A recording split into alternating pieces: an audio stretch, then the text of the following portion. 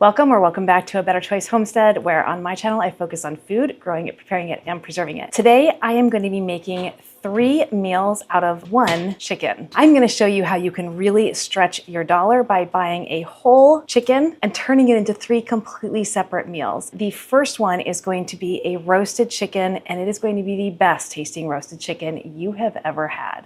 Let's get started. I've got about 4 tablespoons of butter here, and to that I'm going to add about a teaspoon of salt, about the same amount of pepper. Quantity on salt and pepper is to your liking. Seasonings are to taste. Then I'm going to go in with a little bit of freeze-dried rosemary. You can use regular dried herb or you can use fresh as well. These are freeze-dried, so I'm just going to crunch them down. And that's maybe a teaspoon. Same with some thyme.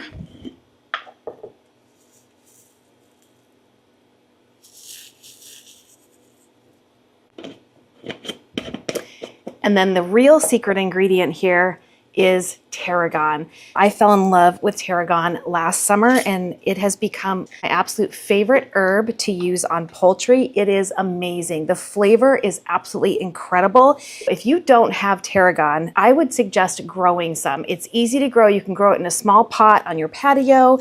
You can hang it to dry, dehydrate it, or freeze dry it. I promise you, you won't be disappointed. I'm gonna go with about a teaspoon of that as well. And I'm just crunching it down into little pieces. And with all of our herbs in there, I'm gonna smush that butter down and get the herbs incorporated into the butter.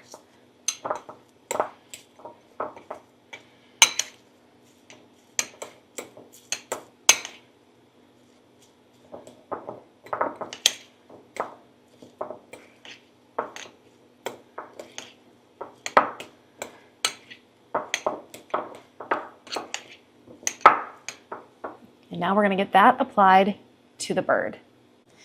I've already taken out the giblets and set those aside. I will feed those to my dogs because organ meat is really healthy for your dogs. And then what we're going to do here is we're going to pull the skin away from the breast area.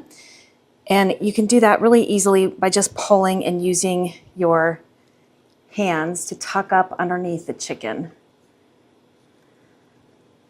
You just want to create a nice pocket in here because that is where you are going to put most of this herb butter.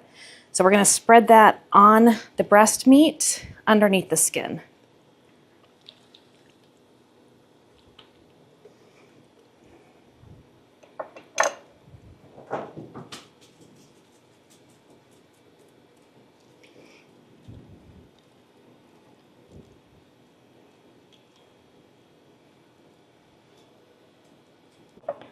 I'm just taking some butter and putting it up underneath the skin on top of the breast meat.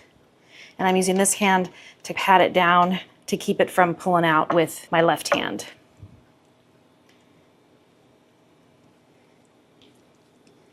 This is going to help keep that breast meat moist because we are going to be roasting this for 90 minutes.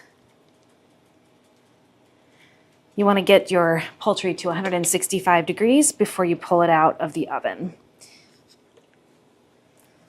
And then we're going to take the rest of this and we're going to smear some on the outside of the chicken, on the legs, the wings, and the thighs. And then we're going to put the balance of it into the cavity.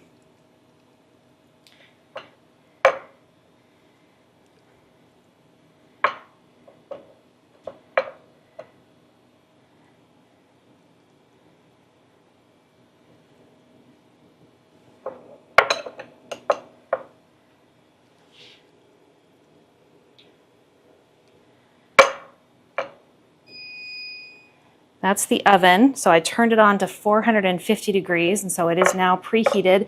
You want your oven really hot when the bird goes in. We're only gonna leave it at 450 degrees though for 15 minutes, and then we're gonna lower the temp to 350. And that spike in heat at the beginning is what is going to help the skin on this breast turn golden brown.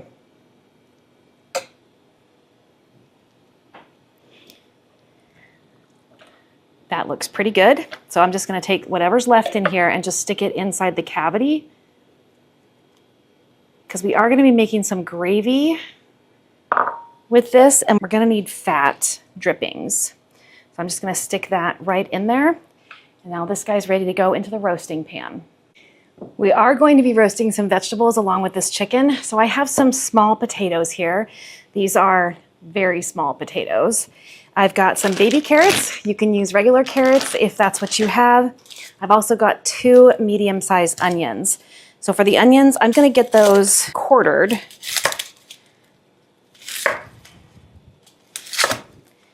Peeled. And then just cut once more.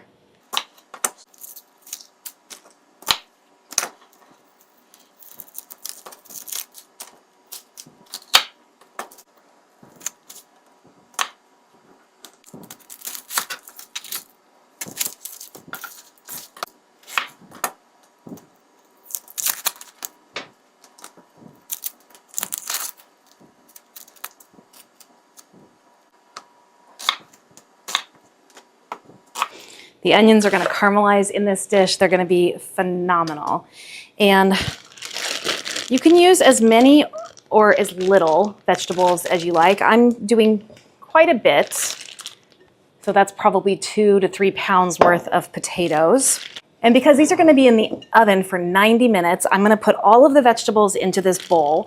And then I'm going to add a little bit of cooking oil. I'm going to use some avocado oil. That's what I have in the kitchen right now, to get a little coating on them so they don't dry out. You could add some additional spices in here at the same time if you'd like. I think that there is enough flavor in this dish without adding additional salt or pepper or seasonings, but you can certainly add whatever you like. I'm just gonna do a drizzle of this and then use my hands to coat everything.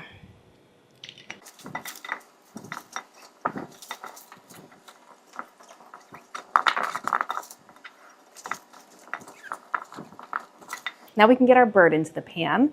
So I'm just going to lift him up and set him right in the center of the roasting pan. I do have a rack at the bottom of this. And then we're just gonna add the vegetables all around the chicken.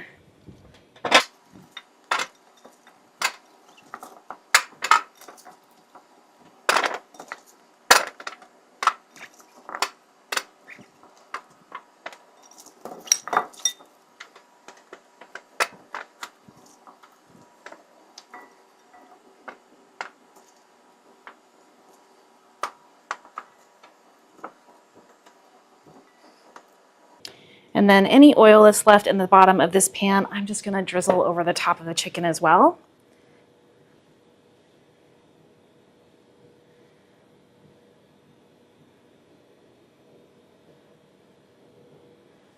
And now he's ready to go in. Look how amazing that looks. And trust me, this is gonna be incredibly flavorful and delicious. All right, 15 minutes in a 450-degree oven, and then we're gonna lower the temp to 350.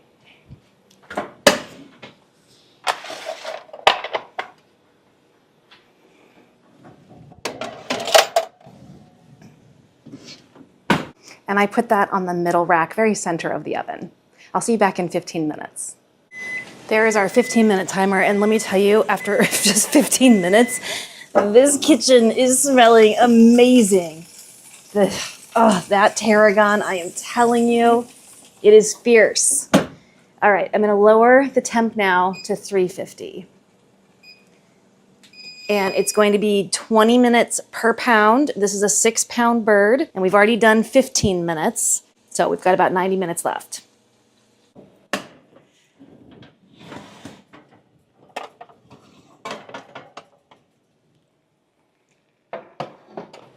We are at the 85-minute mark, so I want to get a temperature read on this bird.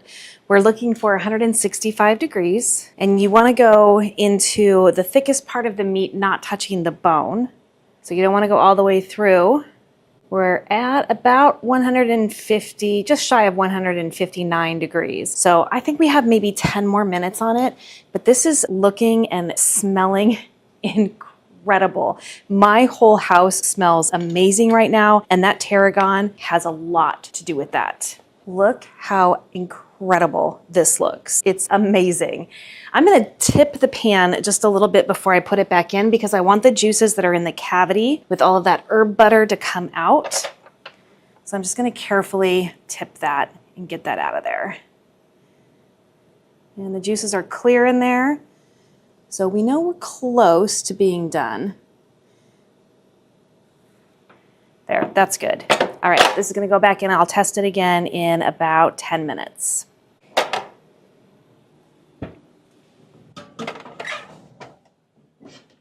We're gonna get the chicken out of the oven and give it one more temp test.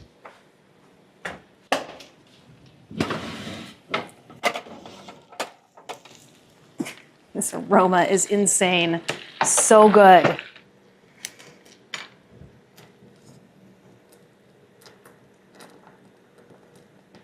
And we're good. I'm gonna get the chicken out of the pan and we're gonna just let it rest while we make the gravy.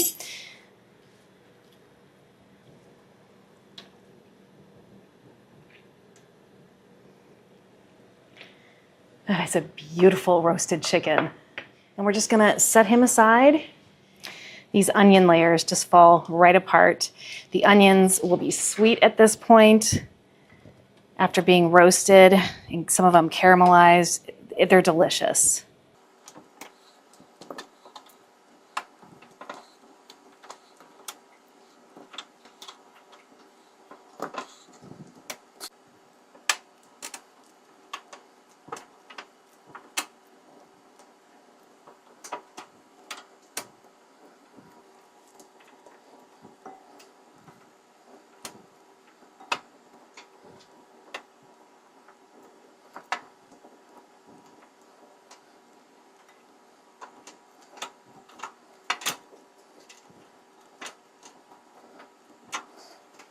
And that avocado oil, which of course you could use any kind of vegetable oil, is really kept the vegetables from getting dried out.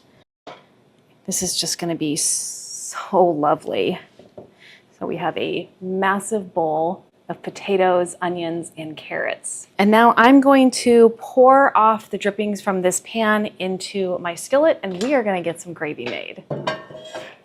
This is just gonna be a quick pan gravy. There's a lot of fat in here from the butter as well as from the skin of the chicken. So we're gonna make some roux first. It's gonna be incredibly flavorful, especially with that tarragon in there.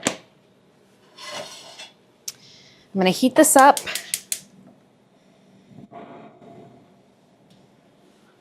gonna put a few tablespoons of flour. I didn't measure how much liquid was in here, but I'm gonna start with at least 3 tablespoons of flour because there is quite a bit. And then I'm just gonna whisk that around. We might need a little more, we'll see.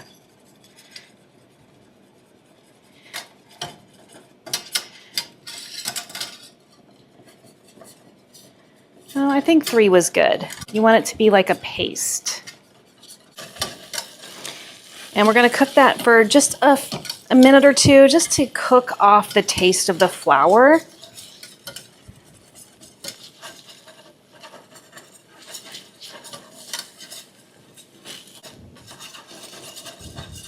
And then I'm gonna add about 2 cups, maybe 3. There's 3 cups left in this jar. I might make a whole pan of gravy here.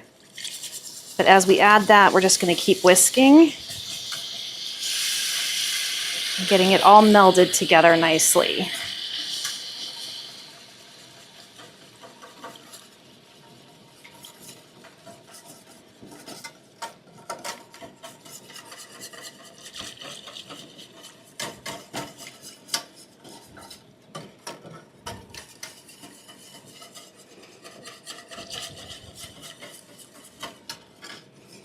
And then you'll want to taste it for spices. So you'll maybe want to add a little more salt or pepper. You could add some thyme.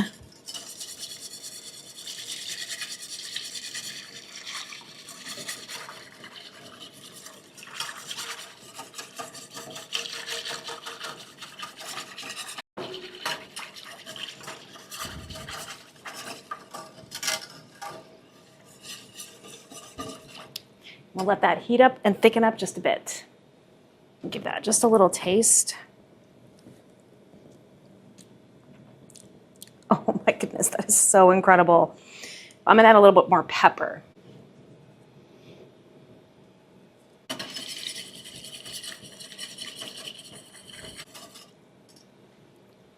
This looks good. I'm gonna go ahead and turn that heat down to low.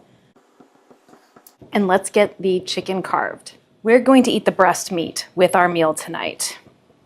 I'm gonna remove a leg. So I'm just gonna cut the skin away that's holding the leg on, and then it will be easy for me to just pull it right off. I'm using a cutting board that has a groove all around each side because there will be a lot of juices that run out of this. And then this is gonna pull really easily away from the joint. And we're gonna save the dark meat. White meat tends to be a little drier, so better eaten the first day.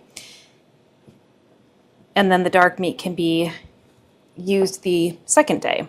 And we're definitely gonna save all the pieces and the parts. Just need to cut the skin away on the wings as well, and then they'll pop right off.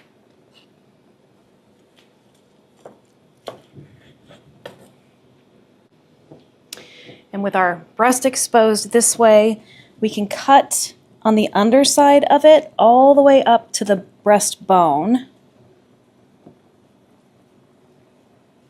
You gotta feel for the breastbone, so it's right here. So we wanna cut down just on one side of that.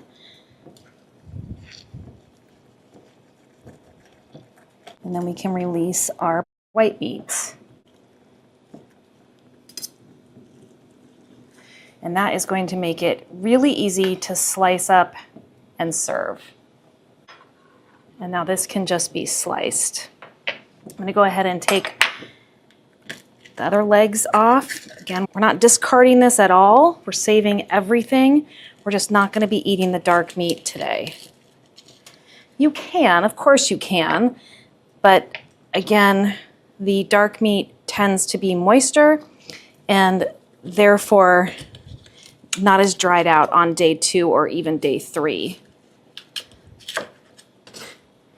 So we're just gonna set that dark meat aside and we will just eat the white meat today.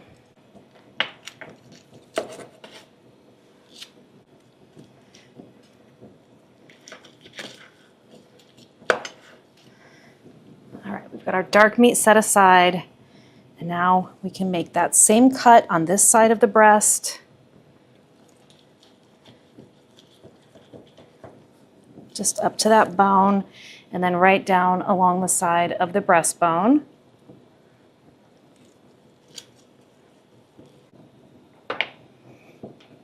And now we have 2 lovely breasts that can easily serve 4 people.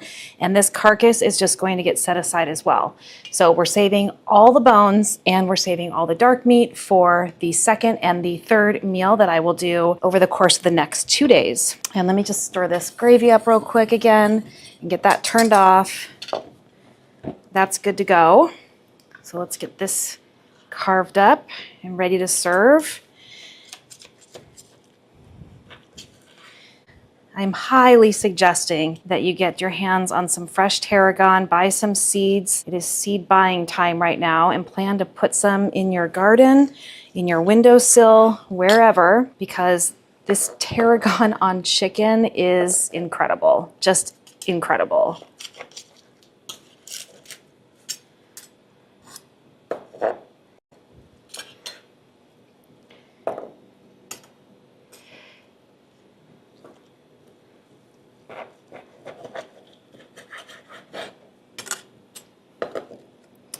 This meat is incredibly moist and juicy and flavorful, especially with all of those spices that we put up underneath the skin. So we are ready to get plated up. I'm just going to let this cool off and then I'll stick that in the fridge overnight and we'll come back to that tomorrow. This looks incredible. It smells incredible. Yum. All right, I'm just gonna put a few vegetables on my plate here. Get 2 potatoes, some carrots, and definitely some of those amazing onions. And then a couple pieces of chicken.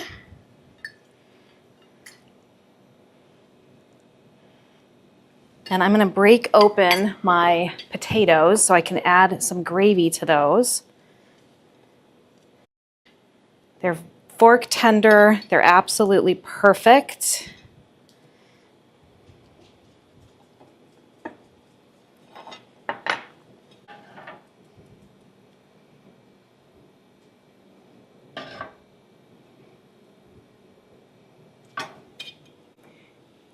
And dinner is served.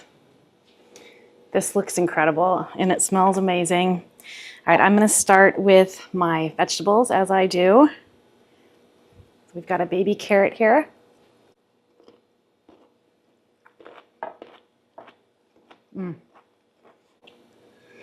That roasted up beautifully.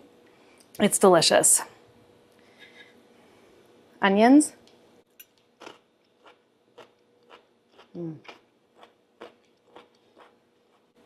So sweet, so delicious, especially the caramelized ones. Wow. All right, let's try some potato with a little bit of gravy on it.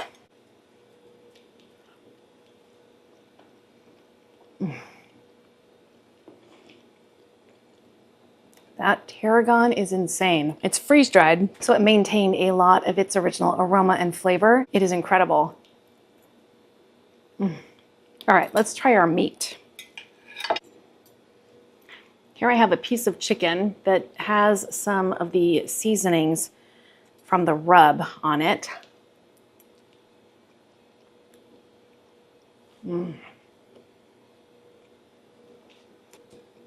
I can taste the rosemary.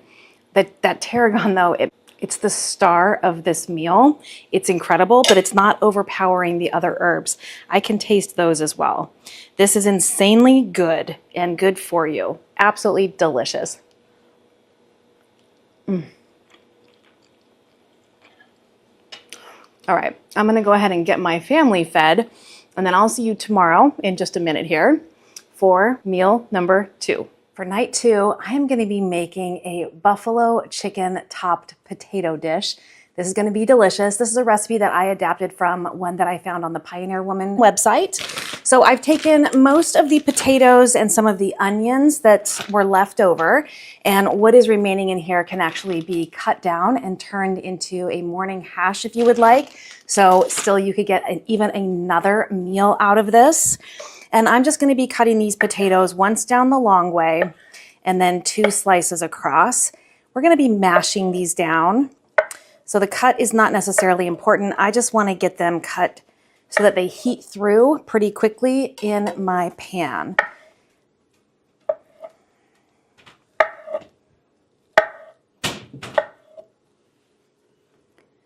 I've also taken some of the onions, and I've got those here on my board as well. And you can use even the carrots that are in there if you would like, or whatever vegetable you had left over. I'm just going to stick with the potatoes and the onions. And then the other thing I have is all of the dark meat chicken from the thigh, from the leg, and from the wing. And I've pulled that off the bone. It's quite a bit. It's a couple of cups. And I've shredded that or cut that down into some bite-sized pieces. And then I have what's remaining, which is the bones with a little meat left on them, especially on the carcass, the skin, and that is going to be our 3rd meal tomorrow. So stay tuned for that. I'm just gonna turn that on about a medium. Now, I did use the avocado oil all over these vegetables when they cooked, so I don't think I'm gonna need to add any more to the pan. I'll just keep an eye on it and we'll see.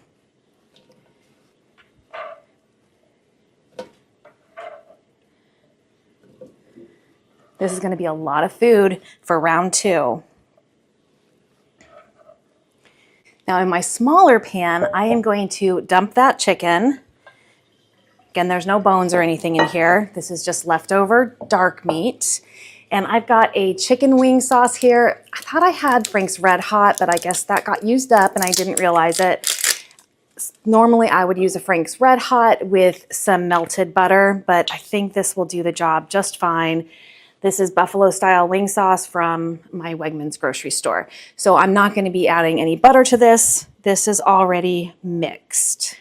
I'm just going to add some of that to the chicken, enough to coat it well. And then we are going to get this on the other burner on low. So we've got a medium heat on here, and we're going to do this on low just to get it heated through. And now in the bowl, we're going to mix the sauce. And this is where really the bulk of the recipe from the Pioneer Woman comes from. So I've got a 1/4 cup of buttermilk here. I keep buttermilk in the house in powder form in my freezer. It's just so easy to mix up. 1 tablespoon of the buttermilk powder to a 1/4 cup of water, and we have a nice buttermilk. Then we want to add about a 1/4 cup of mayonnaise as well. So that's 4 tablespoons. So there's 1.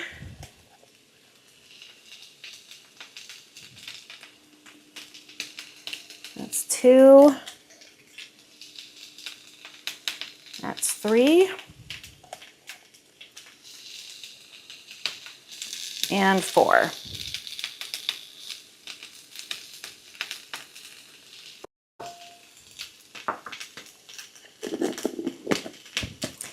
And then we're going to add about the same amount of blue cheese crumbles, so about a 1/4 cup. I'm just going to eyeball that.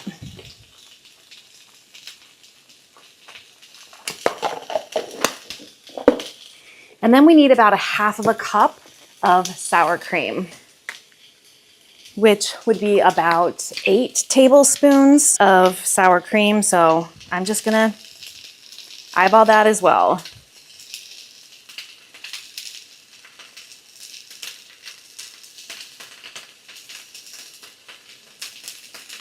And then we're just going to get this mixed together, and we're going to stick it in the refrigerator while the food in the pans heat up, and then we can get served. This is going to be so quick, so delicious, so easy, and basically free. Just going to spot check that for flavor.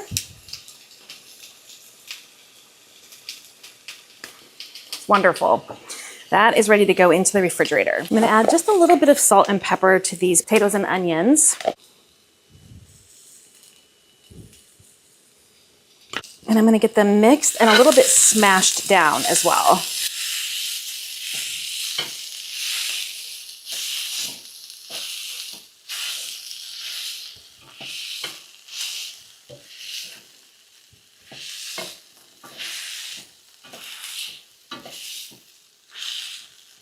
They don't have to be super mashed. They can have a little bit of texture and bite left on them, no problem. And then I'm just gonna get the chicken stirred around. This is heating up nicely.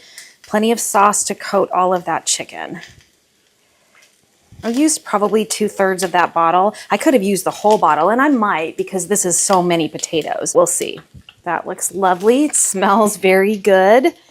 This is almost ready. How simple is this second day dinner? We're really just heating the potatoes through and heating that chicken through and letting flavors in that sauce marry up in the refrigerator.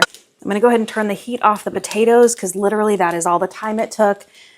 Super easy. Now I've got the sauce. I'm gonna put about half of that over the potatoes and just get that kind of mixed around.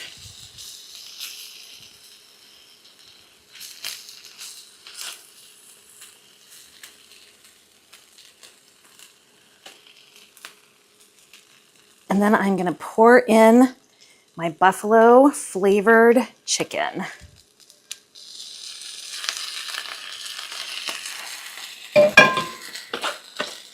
The heat turned off on that burner. I'm gonna spread this around, and I think I will add just a little bit more of that buffalo sauce because I did so many potatoes. And the nice thing about cast iron is that it holds its heat. So even though I turned the heat off, it is still radiating a ton of heat, enough to heat this sauce through. Encourage it to get to the bottom layer of potatoes. There we go. And now I'm going to top with the rest of this sauce.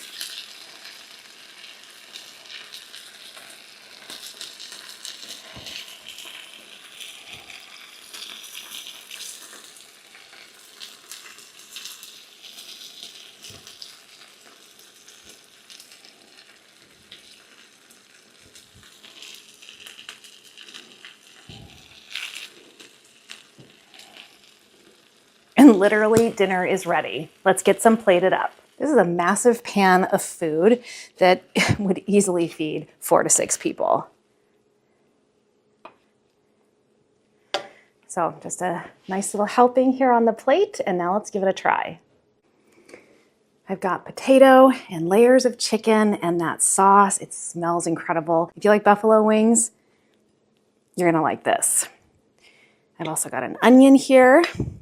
This might be a little hot, but let's try it. So I've got potato, onion, and sauce here. That is so delicious. It's creamy, it's so flavorful. That wing sauce is pretty good too. Got chicken on this one.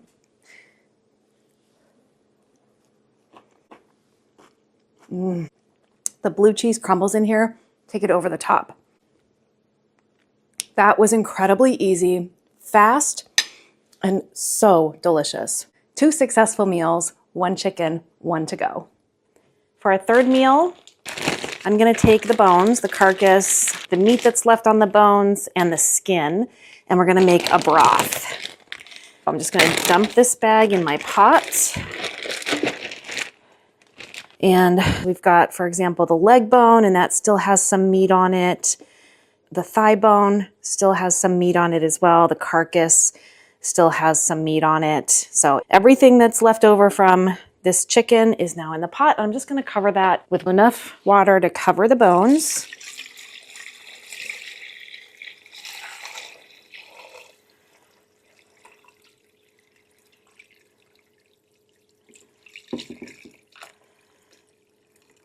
That looks pretty good. I'm gonna turn this on to high and we're gonna get this boiling. I'm gonna let it boil for probably 15 or 20 minutes and then I'm just gonna put it on simmer. It is 2 o'clock in the afternoon. I'm gonna let it boil uncovered and then turn it to a simmer covered until dinner time. This has been going for about 4 hours now. I went ahead and just turned off the heat and now I'm gonna scoop out all of these bones. There's a lot of meat left on there and I wanna capture that for the soup we're gonna make tonight.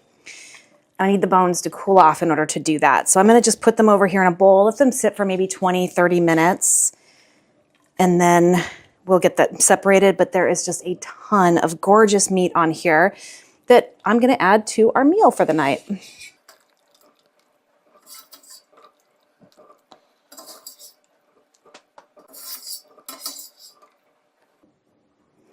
I'm just gonna spread those out just to help them cool down a little bit faster. That carcass bone really broke down. I think that we have a lot of the nutrients and collagen that we want out of the bones in the broth at this point, so we're ready to separate. I'm also gonna need to strain the broth. I'll go ahead and I'll wait until that cools down just a little bit too. I always like to strain out the impurities when I make a stock because there's just a lot of impurities that come out of the bone when you boil and simmer for a long time. There is a nice little layer of fat on here that I can see. If I was gonna be freeze drying or canning this, I would completely cool this down and separate that. But because we're gonna be consuming this for a meal tonight, I'm not gonna bother with that. I'm gonna leave the fat in for extra flavor, although some of it will naturally separate off as I strain it, and that's okay. Some of it will be left in, some of it will go. Let me give you a look at what our stock looks like at this point. So it is basically just a big pot of stock. Smells great, looks good, and once it cools down a little bit, we'll get it strained, and then we will be making dinner. Next, I need to strain the stock. I've just got a small mesh strainer here that I'm putting a folded over cheesecloth on top of. Now I'm just gonna scoop it out and put it into a bowl.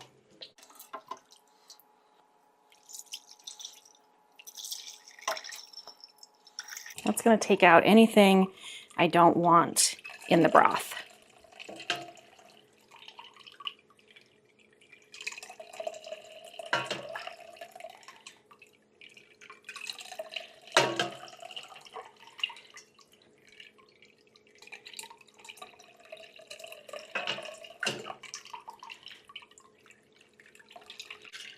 And when there gets to be a lot of gunk, I have to move it out of the way in order to get the cheesecloth to pass more liquid.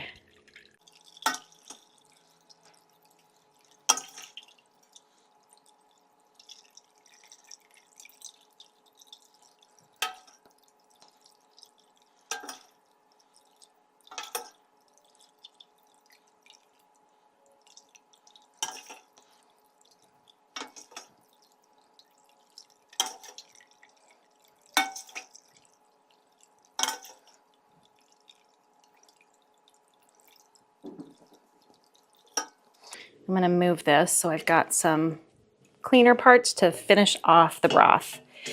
And at this point, I'm just gonna dump it in. There's not that much left in here, so I can easily hold it with one hand.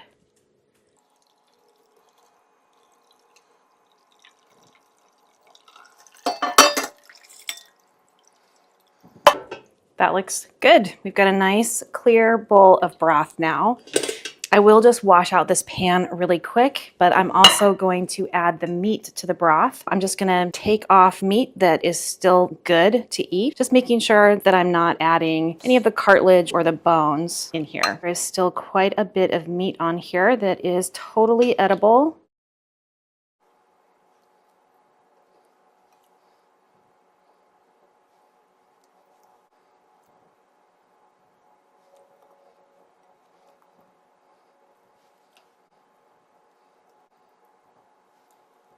And the dogs will absolutely love this cartilage here.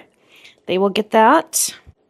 This is more about the broth and not the meat, but I'll take what I can get. Why not? That looks pretty good. I think we made good use of that chicken. I'm just gonna get my pot rinsed out here, and then we are gonna make some dinner. We're gonna get that stove heated back up and pour our broth with chicken in.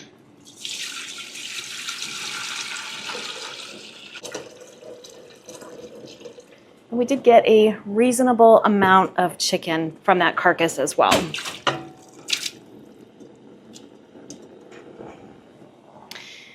Next, I'm going to add some noodles. I'm going to add 8 ounces of ramen style noodles. You can add egg noodles, whatever type of pasta you would like. And these don't take long to cook. If you're going to use other types of noodles, you're probably going to want to cook them to al dente. And these have not been fried. Most of the ramen that comes pre-seasoned and pre-packaged, those noodles have been fried. These ones have not. They're gonna soften down in here just fine. I'll give you a look at that here in just a second.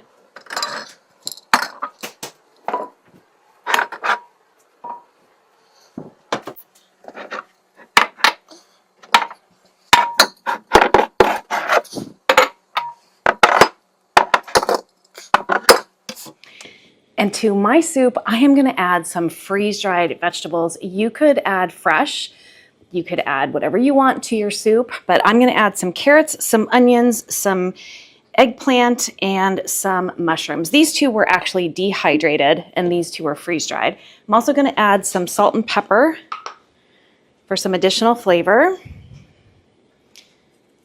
And when we're just about ready to serve, I will test that just to adjust any spices as needed.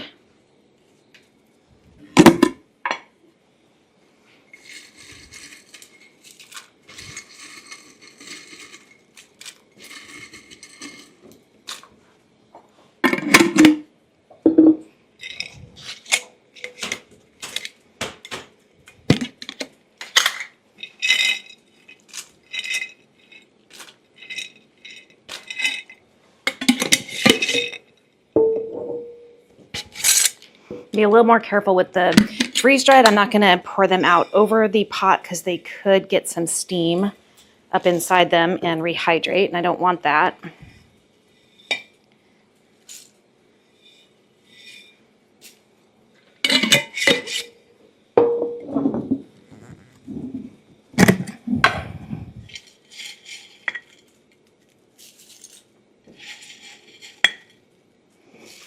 And you'll notice these carrots are pale. So freeze-dried carrots do lose their beta carotene over time. These were not even done all that long ago, but they are no longer vibrant orange. And I find that's normal. It happens every single time when I freeze-dry carrots. And I am just going to get that stirred around. These noodles are starting to break apart so that everything can get submerged. And you can add any spices that you want in here. I'm gonna add a little bit of red pepper flake, a little bit of smoked paprika, a little bit of garlic powder, and a little Kashmiri chili powder as well, just a little. Get that that stirred around again, and this should be coming up to a boil here any minute. And I'm gonna finish this off with some of my homemade red hot chili oil, which is so incredibly delicious. Oh, you know what? I did forget one thing. I did forget this seaweed that mimics the flavor of MSG. So I'm gonna put a couple sheets in there. I'll pull it out before serving. I forget the name of this. I cut the top of the bag off. I don't have the name with me, but I do have another bag of this in my pantry. So I will just put it up on the screen here for you. So this is gonna add tremendous flavor to this soup. All right, we've come up to a boil now, so these are gonna cook in just a couple of minutes. So just making sure everything gets stirred around. I'm gonna go ahead and taste my broth now, see if I wanna add any additional seasonings to it. Oh my goodness, that is really delicious. I'm gonna add a little bit more salt. That seaweed is bringing the flavor. It is incredible. And then I'm going to finish that off with my red hot chili oil.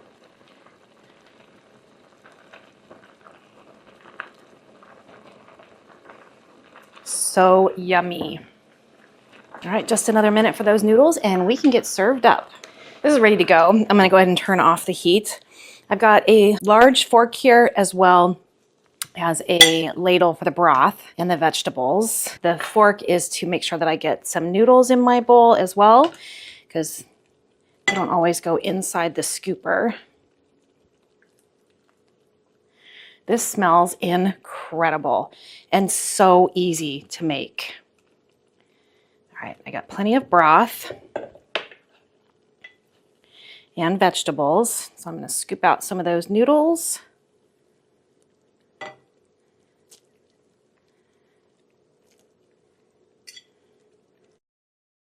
And there is plenty for 4 people in this pot.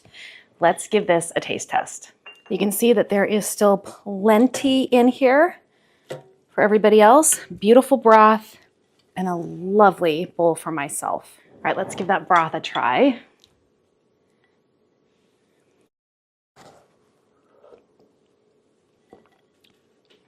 Wow.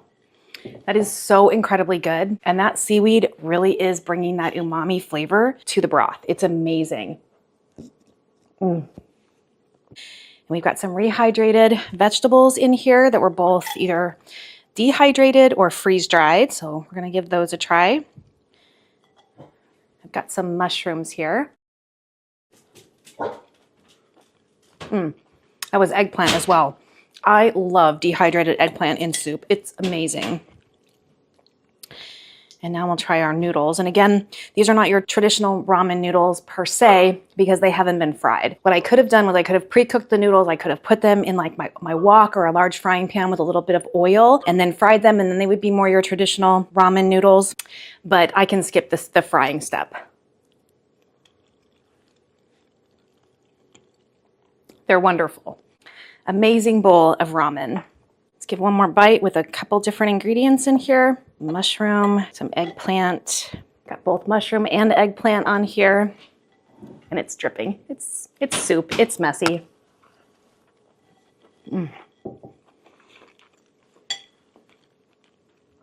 I got chicken in that bite too. Chicken tastes fantastic. 1 chicken, 3 family-size meals. Plus, you could even squeeze a breakfast out of it with the rest of any potatoes that you have left over. Talk about economies of scale for 1 chicken. Thank you so much for joining me for another Sunday Fun Day in the kitchen. How to make 3 meals out of 1 chicken to stretch your dollar and save you time in the kitchen as well. My name is Kelly, you're at A Better Choice Homestead, and I do hope you come back and visit again soon.